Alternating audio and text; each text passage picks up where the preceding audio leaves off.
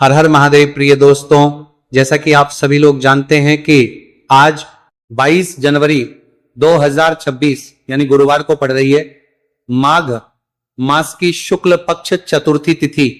और दोस्तों, यह वह तिथि है जो माघ मास में पड़ने वाली सबसे बड़ी तिथि है, क्योंकि यह गुरुवार के दिन पड़ रही है और इसका बहुत ही बड़ा और विशेष महत्व होता है। पूज्य गुरु जी ने कहा है कि अगर कभी भी मौका लग जाए और माघ महीने की चतुर्थी तिथि गुरुवार को पड़ जाए तो आप लोगों को 3 तुलसी पत्ते वाला उपाय तो अवश्य ही करना चाहिए। इन दोनों का संयोग बहुत ही कम आता है। इसी के साथ में गुरु जी ने अपनी शिवपुराण कथा में बताया है कि इस दिन आपको 3 तुलसी पत्ते वाला उपाय तो आपको अवश्य ही करना चाहिए, क्योंकि ऐसा दिन पूरे साल में सिर्फ एक ही बार आता है। और दोस्तों, आप सभी लोग जानते हो कि गुरुवार चतुर्थी तिथि का अगर सबसे बड़ा कोई उपाय है तो वह 3 तुलसी पत्ते वाला उपाय है। तो दोस्तों, गुरुवार चतुर्थी तिथि के दिन आप लोगों को इस 3 तुलसी पत्ते वाला उपाय को जरूर करना है। बहुत सारे लोग होंगे जिन लोगों ने इस उपाय को ना किया हो, मतलब पूरा साल निकल गया, उन्होंने किसी भी दिन इस 3 तुलसी पत्ते वाला उपाय को ना किया हो। पर दोस्तों, आपके पास एक आखिरी मौका बचा हुआ है, जो कि 22 जनवरी 2026 गुरुवार चतुर्थी तिथि के दिन है। इस दिन आप लोगों को इस वाले उपाय को जरूर कर लेना है। भले ही आपने महीने भर इस उपाय को ना किया हो, पर अगर आपने इस माघ महीने के गुरुवार चतुर्थी तिथि के दिन अगर इस वाले उपाय को कर लिया तो आपको इस उपाय को करने का वह फल मिलेगा जिसकी आपने कभी कल्पना भी नहीं करी होगी। इसीलिए आप लोग इस वाले उपाय को एक बार जरूर कर लेना है, ताकि आप लोगों के हाथ से यह मौका ना जा सके और आपको इस उपाय को करने का फल मिल सके। दोस्तों, यह उपाय पंडित जी ने अपनी अभी की ही श्री शिव महापुराण की कथा में बताया है जी। इस उपाय को आज हम आपको बहुत अच्छे से समझाने वाले हैं। इस वीडियो को देखने के बाद इस उपाय को समझने के लिए आपको कोई और वीडियो को देखने की जरूरत नहीं पड़ेगी। तो चलिए दोस्तों, उपाय को शुरू करते हैं। देखिए, यह इस माघ महीने के गुरुवार चतुर्थी तिथि के दिन यह इतना खास होता है, इतना महत्वपूर्ण होता है। देखा गया है कभी कभी बड़े बड़े पूजा पाठ अनुष्ठान से जो मनोकामना पूर्ण नहीं होते, वह माघ महीने की गुरुवार चतुर्थी तिथि के दिन एक छोटे से उपाय करने से ही आपकी मनोकामना पूर्ण होती है। और बहुत सारे लोगों ने इस उपाय को किया भी है और उनको इस उपाय को करने का फल भी जरूर मिला है। अगर आप लोग भी इस उपाय को करना चाहते हैं तो आप इस उपाय को पहले अच्छे से समझ लेना, सुन लेना, उसके बाद करना। आपको इस उपाय का फल जरूर मिलेगा। और इस उपाय को कर लेने से आपके घर में चाहे किसी भी प्रकार की दुख और समस्या क्यों ना चल रही हो, आपको उसका कारण भी नहीं पता है कि भाई ये समस्या किस कारण से चल रही है। उसका कुछ भी कारण हो सकता है, जैसे पितृदोष हो सकता है या किसी भी तरह का मंगल दोष भी हो सकता है। तो इस दिन आप लोगों को ये वाला उपाय कर लेना है। ये एक ऐसा उपाय है जिस उपाय को अगर किसी विशेष दिन पर किया जाए तो भाई उस विशेष दिन का जो है वो तो हमें मिलता ही मिलता है, पर हमने उस दिन पर इस उपाय को किया है तो हमें उससे भी बड़ा फल मिलता है, और फल बहुत जल्दी मिलता है, क्योंकि आप इस उपाय को बहुत ही बड़े और विशेष दिन पर कर रहे हो। तो चलिए अब उपाय के बारे में बात करते हैं, लेकिन उससे पहले लोगों को यह जानना आवश्यक है कि आखिर यह उपाय किस समय करना है, किसको करना है और कैसे करना है। तो चलिए हम आगे आपको वीडियो में एक एक करके बता देते हैं। लेकिन उससे पहले अगर आप लोग हमारे चैनल पर पहली बार आए हैं या फिर मेरी आवाज आज पहली बार सुन रहे हैं तो हमारे चैनल को सब्सक्राइब जरूर कर लेना और इस वीडियो को लाइक करके कमेंट बॉक्स में श्री शिवाय नमस्तुभयम ओम नमः शिवाय जरूर टाइप कर देना। तो दोस्तों, इस 3 तुलसी पत्ते वाला को हमें इस गुरुवार चतुर्थी तिथि के दिन कैसे करना है, किसको करना है, किस समय करना है और कहां पर करना है, ये सारे सवालों के जवाब आपको इस वीडियो में मिल जाएंगे। और जो ये वीडियो देखेगा भाई, उसको 3 तुलसी पत्ते वाला उपाय जरूर करना चाहिए, क्योंकि इस दिन एक तुलसी पत्ते का भी बहुत ही बड़ा और विशेष महत्व होता है। और जब बात आ जाए 3 तुलसी पत्ते वाला उपाय की, तो यह सोने पे सुहागा वाली बात हो जाती है और ये एक बहुत ही बड़ा हो जाता है इस गुरुवार चतुर्थी तिथि का। तो अब दोस्तों, इस 3 तुलसी पत्ते वाला उपाय को आखिर करना किसको है, सबसे पहले हम लोग वो बात जान लेते हैं। तो देखो, घर की जो बड़ी माताएं बहनें होती हैं, उन माताओं बहनों में से कोई भी एक बड़ी माता बहन इस वाले उपाय को कर सकती है। और दोस्तों, अगर आप चाहें तो अपने घर में से सभी सदस्यों को भी इस उपाय को करवा सकते हैं। अगर किसी व्यक्ति की खुद की कोई मनोकामना है, खुद की कोई दुख और परेशानी है कि वो अपने लिए ही करना चाहता है, इस वाले उपाय को तो वो खुद अपने लिए भी कर सकता है। बाकी अगर कोई घर में से ऐसा है जो कि अपने पूरे घर परिवार की सुख और शांति के लिए यह वाला उपाय करना चाहता है, तो भाई वो भी कर सकता है, उसमें भी कोई दिक्कत वाली बात नहीं है। कहने का मतलब यह है कि इस उपाय को हर एक सदस्य भी कर सकता है और पूरे घर परिवार के सदस्य के लिए घर की बड़ी माताओं बहनों में से कोई एक माता बहन भी कर सकती है। माताएं बहन अगर घर में उपस्थित ना हो या वही ये वाला उपाय ना कर पा रही हो, तो फिर घर का कोई बड़ा सदस्य भी इस 3 तुलसी पत्ते वाला उपाय को कर सकता है, चाहे फिर वो पुरुष ही क्यों ना हो, उसमें कोई भी दिक्कत वाली बात नहीं है। उसके बाद में दोस्तों जो अगला प्रश्न निकल कर आता है वह यह आता है इस उपाय को लेकर के, आखिर इस उपाय को हमें किस समय करना है, सुबह के समय करना है कि शाम के समय करना है। तो इस वाले उपाय को आप लोग सुबह के समय भी कर सकते हो और शाम के समय प्रदोष काल में भी कर सकते हो। अब अगर आप पूछो कि भाई सबसे उत्तम समय कौन सा रहेगा इस 3 तुलसी पत्ते वाला उपाय को करने का, तो हम आपसे बस यही कहेंगे कि इस उपाय को आप सुबह के समय करेंगे तो ज्यादा बेहतर होगा। बाकी अगर प्रदोष काल शाम के समय भी करेंगे तो भी अच्छा होगा, उसमें कोई भी दिक्कत वाली बात नहीं है। तो अब दोस्तों जो अगली सबसे बड़ी और पूर्ण बात आती है वो ये आती है कि सुबह अगर हम उपाय को करेंगे तो हमें कितने बजे से लेकर कितने बजे तक के बीच में करना है, और शाम के समय प्रदोष काल में करेंगे तो हमें कितने बजे से लेकर कितने बजे के बीच में करना है। तो देखो सुबह जितनी जल्दी हो सके आप उपाय को करने की कोशिश करना। बाकी अगर किसी कारणवश लेट भी हो जाओ, थोड़ी देर भी हो जाए, तो 10 या 11 बजे तक भी आप उपाय कर लेना, पर 12 बजे से ज्यादा देरी ना हो, ठीक है, बात का ध्यान रखना।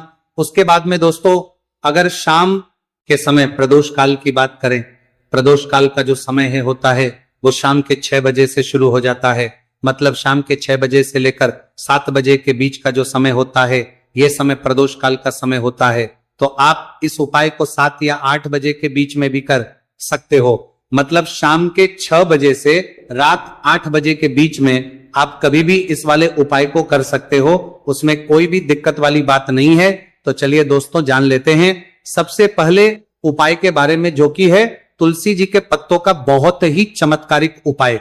देखिए हम सभी के घरों में माता तुलसी का पौधा अवश्य ही होता है। तो देखिए हमें तुलसी जी के पौधे से सबसे पहले तो 3 पत्ते तोड़ने हैं।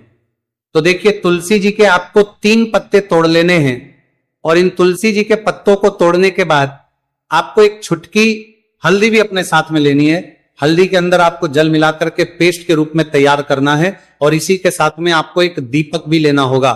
दीपक आपका भी ले सकते हैं, आटे का भी ले सकते हैं, और इस दीपक में आपको शुद्ध घी डाल करके इसमें आपको लंबी रुकी बाती का प्रयोग करना है। देखिए दोस्तों आपके पास है 3 तुलसी जी के पत्ते। तो पहला जो तुलसी जी का पत्ता है उस पर आपको सबसे पहले तो जो आपने हल्दी ली है उसकी एक बिंदी लगानी है। और पहला जो तुलसी जी का पत्ता है आपके घर में भगवान विष्णु का चाहे कोई सा भी स्वरूप हो, चाहे लड्डू को गोपाल जी का स्वरूप हो, या फिर भगवान कृष्णा की आपके मंदिर में प्रतिमा हो, या फिर भगवान श्री राम की प्रतिमाएं, उनके सामने आपको पहला तुलसी जी का पत्ता अर्पित करना है।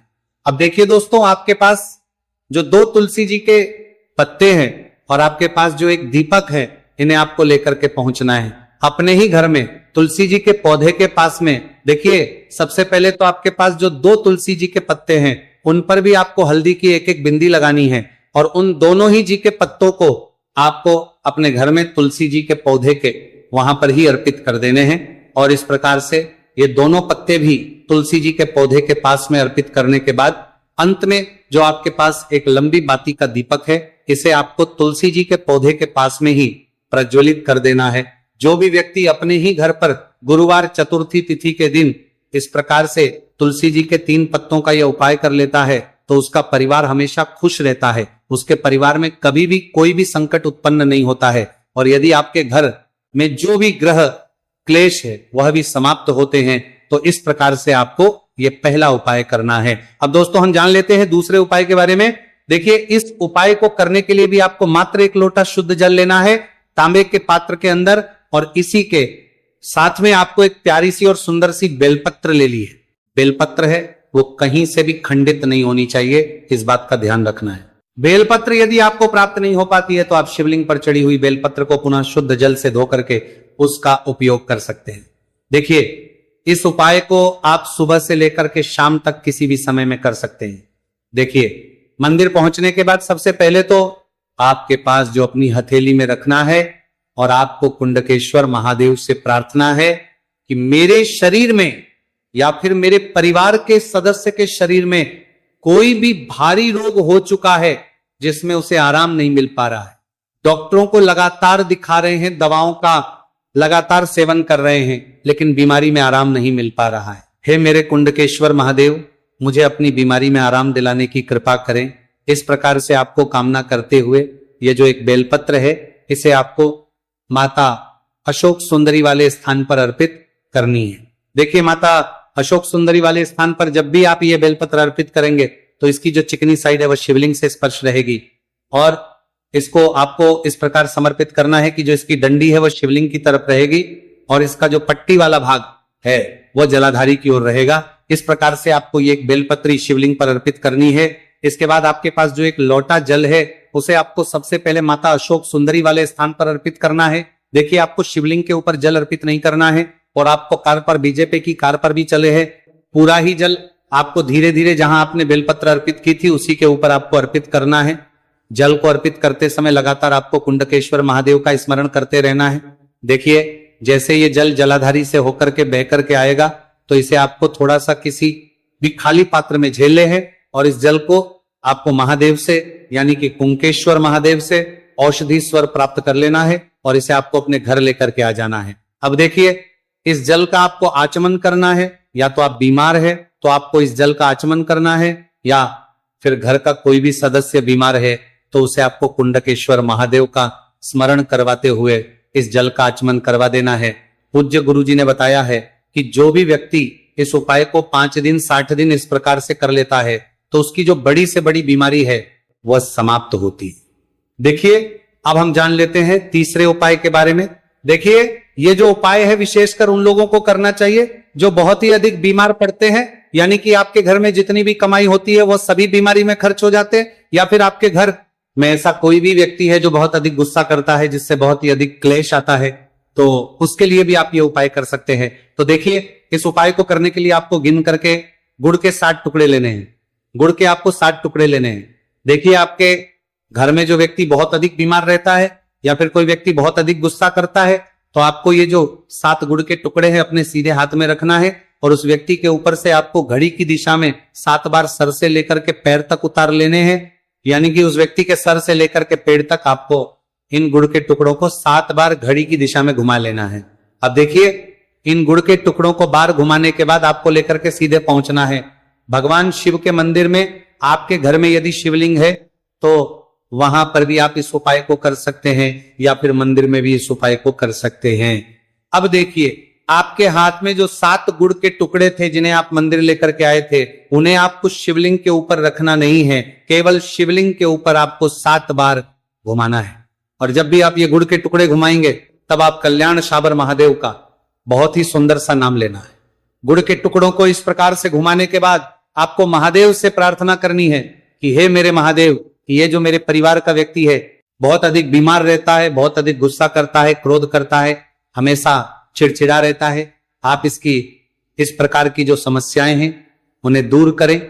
और इसके बाद आपको ये जो गुड़ के टुकड़े हैं 7, इन्हें अपने घर लेकर के आ जाना है और एक एक गुड़ का टुकड़ा आपको प्रतिदिन जो व्यक्ति बीमार है या फिर जो बहुत अधिक गुस्सा करता है उसे खिला देना है। उस व्यक्ति का जो भी क्रोध है, गुस्सा है, वह हमेशा के लिए शांत हो जाएगा। इस प्रकार से आपको यह उपाय करना है। अब दोस्तों, हम जान लेते हैं चौथे विशेष अंतिम उपाय के बारे में। देखिए, इस उपाय के लिए भी आपको मात्र 1 लोटा शुद्ध जल लेना है तांबे के पात्र के अंदर। अब देखिए, इसी के साथ में आपको 1 चुटकी हल्दी लेना है, आपको जो है वह पीसी हुई लेनी है और इस हल्दी के अंदर आपको थोड़ा सा जल मिला करके एक पेस्ट के रूप में तैयार कर लेना है। अब देखिए, इसी के साथ में आपको एक दीपक ले लेना है। दीपक आप चाहें तो मिट्टी का भी ले सकते हैं, शुद्ध आटा बनकर उसका भी दीपक तैयार कर सकते हैं। इस दीपक के अंदर आपको लंबी रूखी बाती का प्रयोग करना है और दीपक के अंदर आपको शुद्ध घी का प्रयोग करना है। इस प्रकार से आपको एक दीपक भी तैयार कर लेना है देखिए ये उपाय विशेषकर उन लोगों को करना है जिनकी कोई भी ऐसी मनोकामना है जो अभी तक परिपूर्ण नहीं हो पाई है। उन्होंने कई प्रकार के व्रत कर लिए हैं, कई प्रकार के उपाय कर लिए हैं, कई प्रकार के टोटके कर लिए हैं, मनोकामना परिपूर्ण नहीं हो पाई है, तो आपको ये उपाय इस गुरुवार के दिन करना है। देखिए सबसे पहले तो आपने जो ये जितनी भी सामग्रियां ली हैं इन सभी को लेकर के आपको पहुंचना है बेलपत्र के वृक्ष नीचे। देखिए बेलपत्र के वृक्ष के नीचे जो मिट्टी होती है, सबसे पहले तो आपको वहां पर इस एक चुटकी हल्दी से स्वास्तिक का निर्माण करना है। अब देखिए आपने जो ये हल्दी का स्वास्तिक बनाया है, इसी के ऊपर आपको जो एक दीपक है लंबी बाती का, उसे भी रख देना है। ध्यान रखिए इस दीपक की जो बाती है उसका मुख आपको उत्तर दिशा की ओर रखना है। इस प्रकार से आपको यह दीपक भी बेलपत्र के वृक्ष के नीचे रख देना है। इस प्रकार से आपको यह दीपक बेलपत्र के वृक्ष के नीचे प्रज्वलित कर देना है। अब देखिए अंत में जो आप एक लोटा शुद्ध जल लेकर के आए हैं उसे आपको अपने सीधे हाथ में रखना है और आपको महादेव से, माता पार्वती से प्रार्थना करनी है। देखिए बेलपत्र के वृक्ष के नीचे किए जाने वाला यह सबसे चमत्कारिक उपाय है। तो देखिए आपकी किसी भी प्रकार की मनोकामना है, चाहे धन प्राप्ति को लेकर हो, व्यापार कर हो, नौकरी को लेकर हो, विवाह को लेकर हो, किसी भी प्रकार की मनोकामना है तो उसे आपको महादेव से तथा माता पार्वती से परिपूर्ण करने की प्रार्थना करनी है। और ये जो जल है इसे आपको अपने सीधे हाथ में लेना है और बेलपत्र के वृक्ष में आपको अर्पित कर देना है। ये जो जल है इसे आपको 7 बार में ही बेलपत्र के वृक्ष में अपने सीधे हाथ की हथेली से अर्पित कर देना है।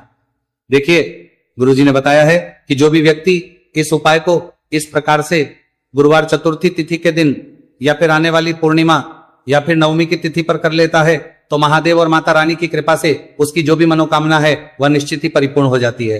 तो दोस्तों ये थे पूज्य गुरुजी द्वारा बताए गए कुछ बहुत ही खास उपाय। अगर आपको जानकारी अच्छी लगी हो तो वीडियो लाइक करिएगा। मिलते हैं फिर एक नए वीडियो के साथ। श्री शिवाय नमस्तुभयम। ये सारी जानकारी हम आपको इस वीडियो में देंगे। तो वीडियो में आगे बढ़ते हैं। देखिए यह दिन इतना खास होता है, इतना महत्वपूर्ण होता है। देखा गया है कभी कभी बड़े बड़े पूजा पाठ अनुष्ठान से जो मनोकामना पूर्ण नहीं होती है वह 22 जनवरी 2026 गुरुवार चतुर्थी तिथि के दिन एक छोटे से उपाय करने से ही आपकी सभी मनोकामना पूर्ण हो जाती है। और बहुत सारे लोगों ने इस उपाय को किया भी है और उनको इस उपाय को करने का फल भी जरूर मिला।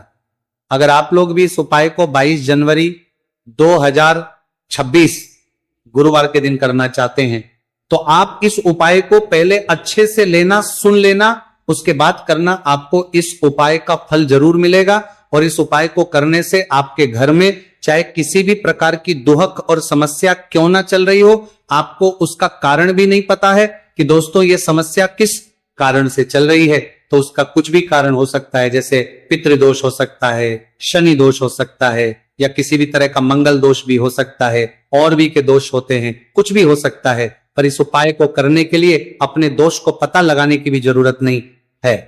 22 जनवरी 2026 गुरुवार चतुर्थी तिथि के दिन इस एक चुटकी हल्दी वाला उपाय को आप लोगों को कर लेना है। दोस्तों अब हम समझते हैं इस वाले उपाय को हमें करना किस समय है। तो सबसे पहली बात तो दोस्तों हम समझते हैं कि ये एक चुटकी हल्दी वाला उपाय करना किसको है। तो देखिए यहां पर सीधी बात है कि ये एक चुटकी हल्दी वाला उपाय जो उपाय है ये इसलिए किया जा रहा है, ये मनोकामना को पूर्ण करने के लिए किया जा रहा है, या आपके जीवन में जो दुहक और परेशानियां हैं उनको दूर करने के लिए किया जा रहा है, या आपका कोई बड़ा काम है जो कि नहीं हो पा रहा है, आप उसके लिए इस उपाय को कर सकते हो। तो सीधी सी बात यह है कि आप अपनी किसी भी प्रकार की मनोकामना के लिए इस वाले उपाय को कर सकते हो। तो यह उपाय वो व्यक्ति कर सकता जिस व्यक्ति को अपनी किसी भी प्रकार की मनोकामना भगवान शिव जी से पूर्ण करवानी हो। और अगर कोई भी माताएं बहनें जो हैं अपने घर की सुख और शांति के लिए, घर में धन समृद्धि को बढ़ाने के लिए वाला उपाय करना चाहती है, तो घर की जो बड़ी माताएं बहनें होंगी वो इस एक चुटकी हल्दी वाला उपाय को विशेष रूप से करें, क्योंकि माताएं बहनें घर की लक्ष्मी होती है। और जब घर की लक्ष्मी कोई विशेष उपाय करती है तो उसका फल ही बहुत जल्दी मिल जाता है और बहुत एक होकर मिलता है। अन्यथा इस उपाय को कोई भी व्यक्ति कर सकता है, चाहे वो बड़ा हो, चाहे वो छोटा हो, चाहे वो बच्चा हो, जिस व्यक्ति को ये एक चुटकी हल्दी वाला उपाय समझ आ गया, वो व्यक्ति इस एक चुटकी हल्दी वाला उपाय को गुरुवार के दिन जरूर करें, क्योंकि उसको इस उपाय को फल बहुत ही जल्दी मिल जाएगा। क्योंकि 22 जनवरी 2026 गुरुवार चतुर्थी तिथि के दिन भगवान शिव जी बहुत आसानी से हो जाते हैं।